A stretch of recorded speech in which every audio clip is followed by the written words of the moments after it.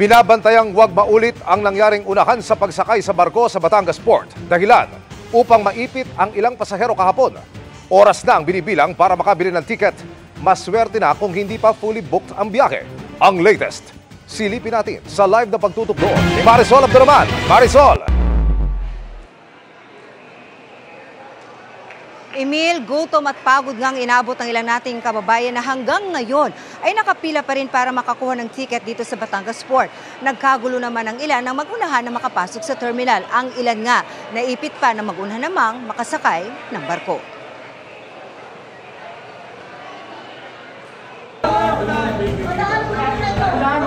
Ang gulong ito kahapon ang ayaw ng maulit pa ng pamunuan ng Batangas Port, lalo ngayong 2 araw na lang bago ang Pasko.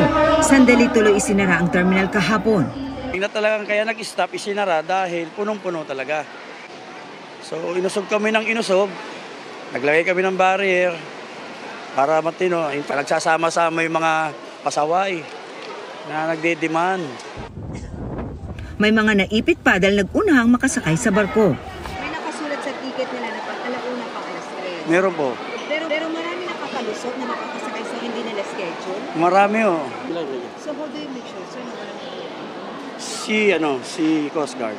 Dapat wala talaga kasi may load line ho yan eh. Kanina, ramdam pa rin ang dami ng pasaherong papasok sa Batangas Port dahil sasalubugin ka na ng mahabang pila ng mga sasakyan. At sa loob naman ng mismong terminal, nakasalampak na ang maraming pasahero. Ang mag-inang ito, pumeso sa gilid at nagsapin na ng karton. Hindi pa po sigurado kung anong oras po ang biyahe.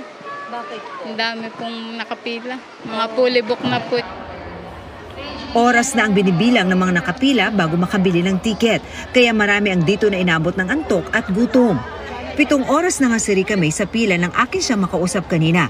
Kaya sa pila na rin na ng halian. Dito na kayo inabot ng gutom? Opo. Bakit? Ang tagal po. Opo. Mahirap ang biyahe? Opo. Bakit?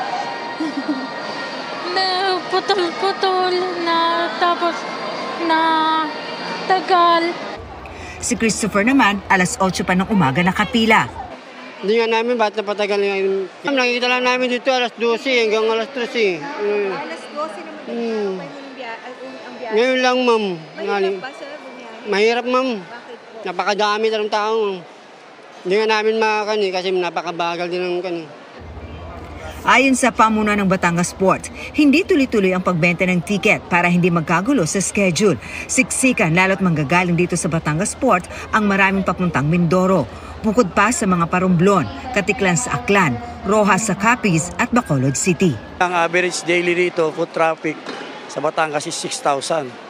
So last Friday we have 20,000 plus, Saturday is 25,000. Kahapon, Sunday is 26,000 plus. Ganun po karami. Kung ganito karami ang pasahero,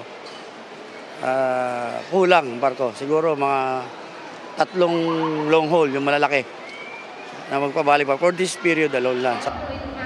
Ayon sa Philippine Ports Authority, dapat gawing mandatory na ang online ticketing system para mapabilis ang biyahe at agad malaman ang mga inaasahang tao bawat araw.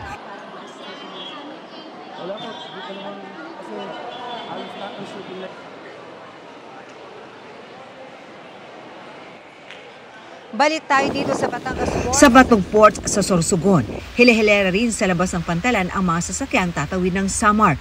Pero ang nakabagal ay ang pahirapang pagsakay sa Roro dahil sa malakas na alon dulot ng shear line. Ang ibang sasakyan ilang araw na raw sa kalsada dahil sa traffic sa Ragay, Kamsur.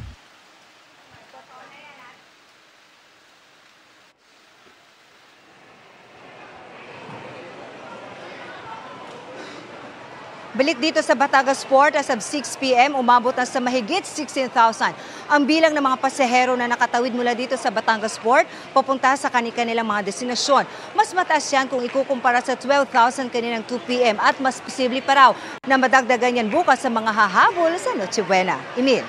Maraming salamat, Marisol Abduraman.